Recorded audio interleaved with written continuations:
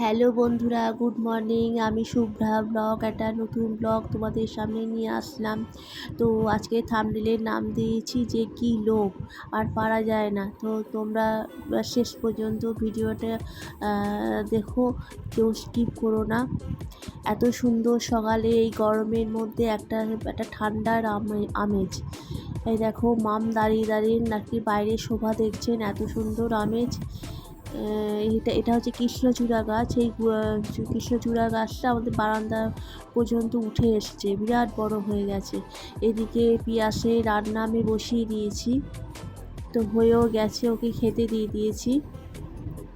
এবারে আজকে আর সকালবেলা আটাটা মাখিনি, গতকালের আটা মাখা ছিল, তো একটু ওকে নিমকি করে দিলাম।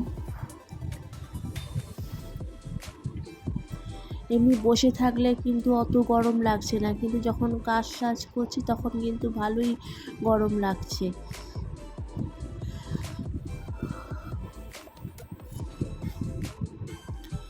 তো গতকালের যে আটা মাখা ছিল ওখান দিয়ে পেঁয়াজকে আর কি কয়েকটা 5-6টা নিমকি করে দিলাম, আর বাকি আটাটা আর কি রুটি করে নিলাম সকালে খাবারের জন্য আমার আর মামে।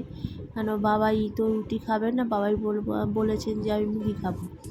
তো আমার আর মামের তো তাহলে ভালোভাবেই হয়ে যাবে। এদিকে পিঁয়াজকে কি অফিসে খাবারটা দিয়ে দিচ্ছি, টিফিনটা দিয়ে দিচ্ছি। আমার এই ব্লগটা তোমাদের কীরকম লাগছে একটুখানি কমেন্ট করে জানিও। আর যারা নতুন আমার এই চ্যানেলে আসছো তারা প্লিজ চ্যানেলটাকে একটুখানি সাবস্ক্রাইব করে দিয়ে পাশে থেকো, লাইক কমেন্ট শেয়ার একটুখানি করে দিও।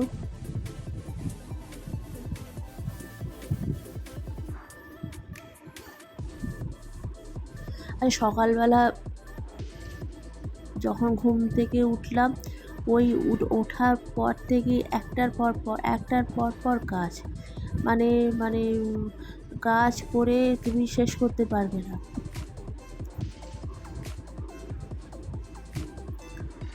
একটার পর করে যায়, কিন্তু তাও যেন টাইমের অভাব, যেন দেখে বেশি দেরি হয়ে যাচ্ছে, এসব মানে হয়েই থাকে সকালবেলা।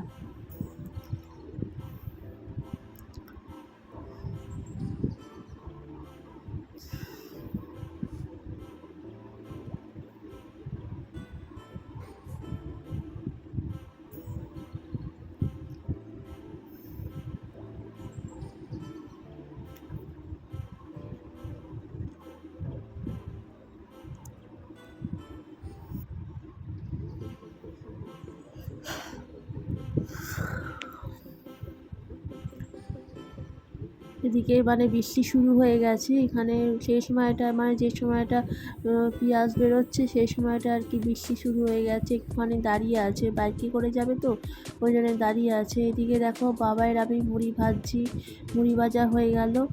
তো আমাদের রুটিও হয়ে গেছে, একটু আলুর চোখা করে নিলাম। মাম বললেন যে রুটিটা কী দিয়ে খাবো, একটু আলু সেদ্ধ করে আলুর চোখা করে নিই।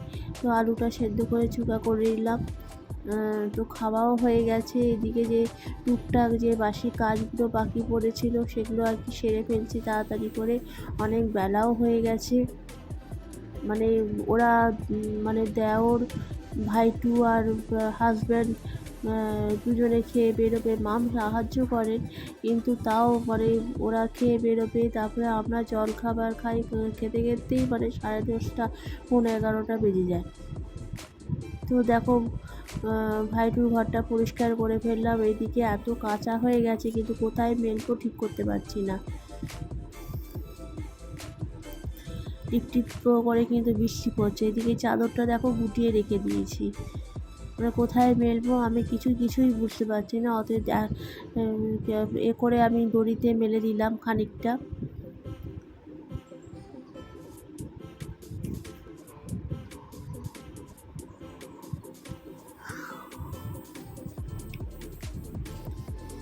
যাদের বাড়িতে জামা কাপড় বেশি তারাই বুঝতে পারে যে বর্ষাকালে কীরমভাবে জামা কাপড় মেলা হয়,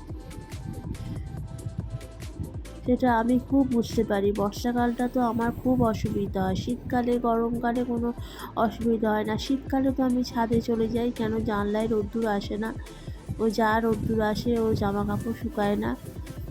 আমি একদম শীতকালে ছাদে চলে যাই, ছাদে বড় দড়ি থাকে, একদম বড় দড়িতে ক্লিপ দিয়ে আটকে মেলে দিই, কোনো অসুবিধা হয় না।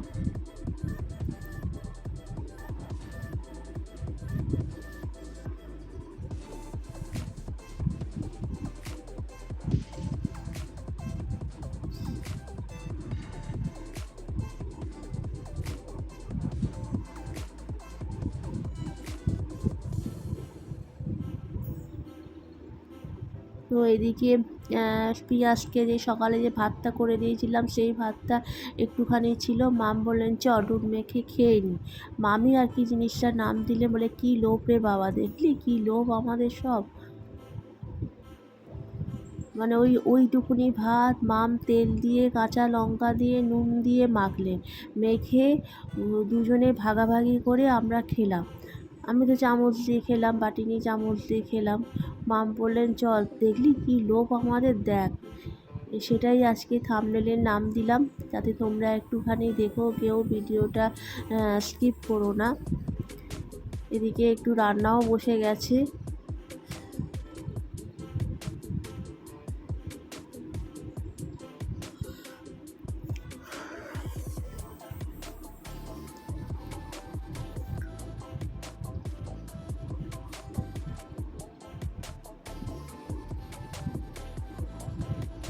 এদিকে আমাদের ডগিটাকে খেতে দিচ্ছি। আমার মেজাজটাও ভীষণ খারাপ হয়ে গেছে, দেখো আমি কাজ করছি আর আমি নিজের মনে নিজে বকে যাচ্ছি।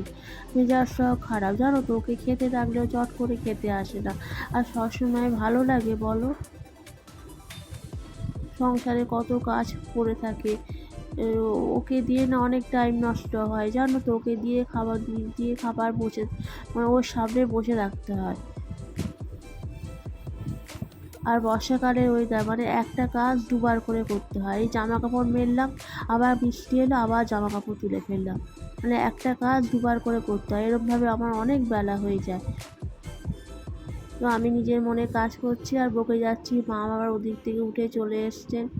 যাই হোক, ডগি খেতেও দিয়েছে, কিন্তু কি আশ্চর্যের ব্যাপার হলো, আজকে কিন্তু চুপচাপ বসে খেয়ে নিয়েছে, জানো তো, একটুও ঝামেলা করেনি। মনে হয় আমি এত রাগ করেছিলাম, ওই জন্যই মনে হয় ও খেয়ে নিয়েছে। অন্যদিন যেমন 5-10 মিনিট বসে থাকে, আজকে কিন্তু বসেনি, আজকে দেওয়ার সঙ্গে সঙ্গে ও কিন্তু খেয়ে নিয়েছে, দেখো খাচ্ছে। এদিকে মাম বসে আছে, আর ওদিকে আমি তো মানে ভীষণ রেগে গেছি ও খায় না বলে। আর আমি তোকে দেখবই না, তোর কাছে আমি বসবই না। ব্লগটা এই পর্যন্তই, টাটা।